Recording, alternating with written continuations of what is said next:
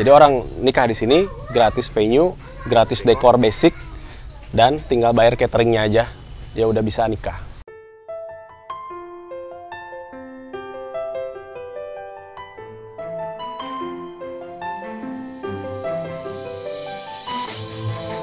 Nama saya Muhammad Rizal Syari, saya dipanggil Rizal.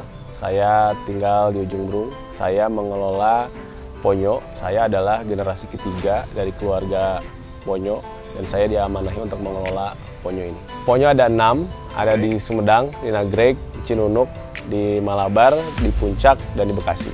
Ponyo ini dari tahun 1972, Kang. Jadi sekarang tahun 2020, berarti sekarang jalan tahun ke-48. Kita mengawali dari rumah makan yang sederhana gitu ya, yang apa adanya, itu di Jalan Asia Afrika. Dulu nenek, Ibu Cinta namanya, alhamdulillah beliau masih sehat. Beliau itu mendirikan bersama kakek saya, yang namanya Pak Dudi Suganda Nandang, itu mendirikan Ponyo di Jalan Asia Afrika. Di gang sempit, dan kemudian dari situ viral ya kalau bahasa sekarang umurnya, karena enaknya, karena nikmat gitu ya. Segmennya waktu di Asia Afrika ya kantoran di sekitar Asia Afrika.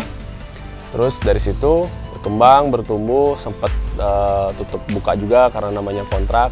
Tapi ketika produknya memang bagus, mungkin akhirnya orang cari, dan akhirnya pertama yang disebut Ponyo 1 itu ada namanya Jalan Ekman dulu. Cukup lama di situ. Terus pertama kali punya tempat sendiri itu di sini, Cinunuk. Jadi Cinunuk ini Ponyo 2 dulu namanya, dari tahun 79. Paling besar, dan kemudian kita fokusnya di Sunda, rumah makan Sunda.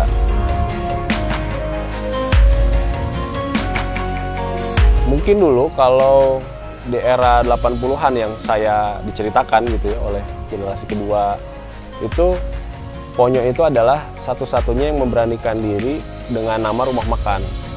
Secara semiotik dulu katanya, yang saya analisa gitu, rumah makan tuh kayak yang paling keren lah gitu. Sendiri menamakan bukan warung nasi gitu, tapi rumah makan Ponyo. Nah akhirnya di situ bergulir ya, produk bagus gitu ya. Tahun 80-an itu benar-benar masa 80-an akhir, 90-an awal, orang Jawa Barat mungkin gitu ya, saya cukup pede, top of mind lah di industri rumah makan Sunda. Sampai kita ada 15 cabang waktu itu, Kang. 15-16 cabang lah, sampai ke daerah menjelang ke Jawa Tengah. 90 akhir, waktu itu ada Krismon. Kita sempat ada di fase yang sebetulnya agak cukup terpukul juga pasti ya, karena Krismon. Terus kemudian yang saya tahu juga 90 akhir nih banyak bermunculan rumah makan Sunda lain yang juga sangat bagus gitu ya, produknya enak-enak. Akhirnya kita harus mencari cara gitu untuk bisa berkompetisi di tengah rumah makan Sunda atau rumah makan keluarga pada umumnya gitu. Kita berpikir apa nih potensi yang paling menarik yang kita bisa ambil dari Ponyo. Ada beberapa orang di tahun 2000-an awal itu melihat Ponyo kayaknya bisa nih dipakai buat nikah gitu. Sampai bergulir tuh sampai 2000-an awal juga sama si wedding ini ada aja gitu ya. Sampai akhirnya kita menyadari ini tuh punya potensi, dan kita bisa membuat si kemasan paket ini dengan harga yang benar-benar customize, tergantung orangnya mau apa. Mau mewah banget bisa, mau sederhana banget juga bisa. Dan akhirnya ketika kita pertajam terus ke situ, kita seperti menemukan bentuk model bisnis baru buat Ponyonya sendiri. Nilai itu yang akhirnya saya merasakan itu ternyata diamini oleh banyak pasangan gitu. Mereka yang nggak terlalu ingin terlalu berlebih lah gitu ya, yang terlalu berlebihan, mereka ingin lebih fokus pada menjamu tamunya. Nah, Ponyo bisa mengcover kebutuhan itu, bisa memberikan solusi dengan budget yang tadi tailor made tadi, customize, tergantung dia maunya berapa ya bisa gitu. Nah, catering ini dan dine-in ini setiap cabang punya karakternya masing-masing. Kalau kayak di Cinunuk dia mungkin 70% catering, 30%-nya dine-in. Kalau di Bekasi itu catering dan dine-in 50-50. Jadi ya 5 lokasi. Ada beberapa lokasi kita yang memang dia juga masih belum banyak menghandle banyak pernikahan. Tapi kalau yang kayak di Cinunuk, Bekasi dan Malabar dan Nagreg, kita ada gedung baru di sana. Itu udah benar-benar tajam di wedding. Mazhab saya untuk kuliner ini dan yang saya yakini adalah kita memang benar-benar bisa vertikal severtikalnya, atau kalau kita bicara ke dalam, sedalam-dalamnya gitu. Sehingga satu venue atau satu cabang ini benar-benar bisa maksimal. Apalagi kita memang punya lahan atau venue yang luas gitu ya, makanya kenapa kita bisa menemukan si wedding ini. Dan itu yang saya percaya, ketika si cabang-cabang ini bisa lebih banyak memberikan arti buat keluarga, makan, punya nilai romantisme gitu. Jadi buat saya menjadi legend dengan cara itu cara yang saya yakini gitu. Sebanyak-banyaknya menguasai pangsa pasar misalnya, enggak.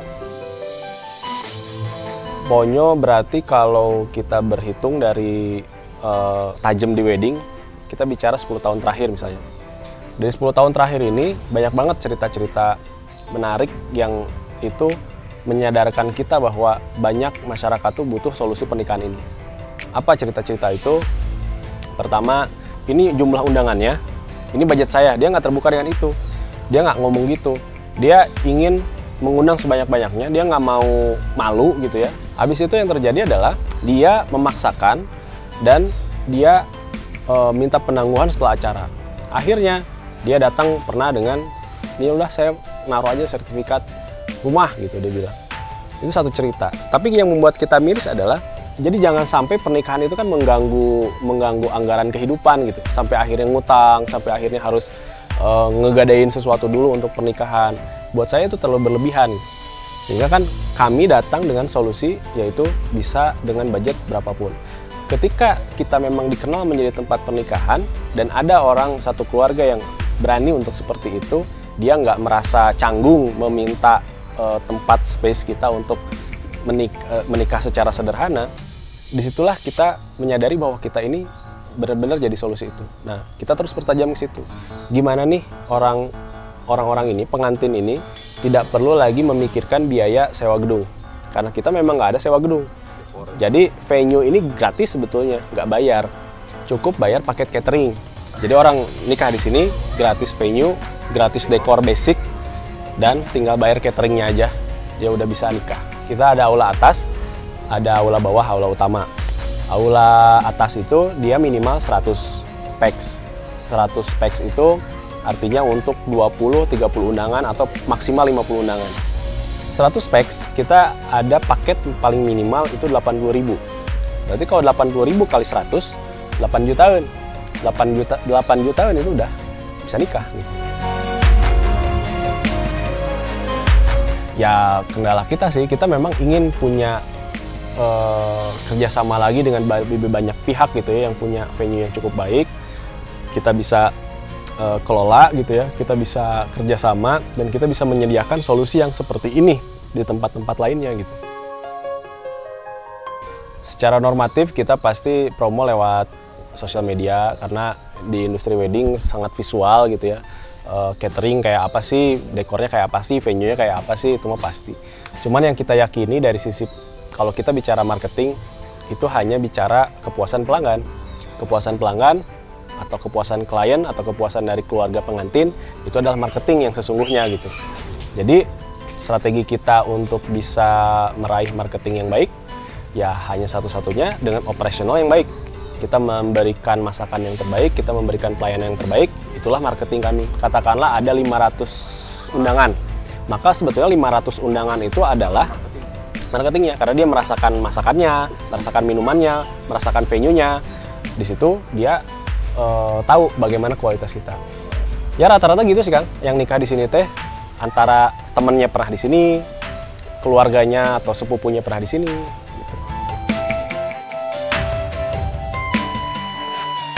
Ya untuk kuliner sih ya, untuk bisnis kuliner pada khususnya, jangan terkungkung pada model bisnis yang itu aja. Jangan terkungkung pada, oh saya harus punya tempat, cafe lah, coffee shop lah, dan kemudian hanya mengandalkan dari sisi dine-in. Fokus di catering itu punya potensi yang besar. Dan saya melihat catering ini bahkan bisa jauh lebih besar dibandingkan dine-in gitu. Ya kita melihat kalau kita bicara kuliner, jadi jangan hanya terkungkung di dine-in saja. Ada potensi di sini, kalau kita gali si marketnya itu ada.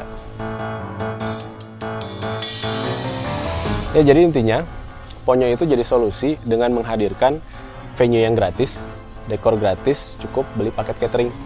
Dengan begitu, kita bisa merealisasikan pernikahan impian teman-teman dengan budget gimana teman-teman, berapapun jadi. Ya teman-teman, subscribe channel ini, like channel ini, komentar juga. Selalu tonton channel ini untuk mendapatkan inspirasi usahamu. Cerita bisnis, inspirasi pengusaha Indonesia.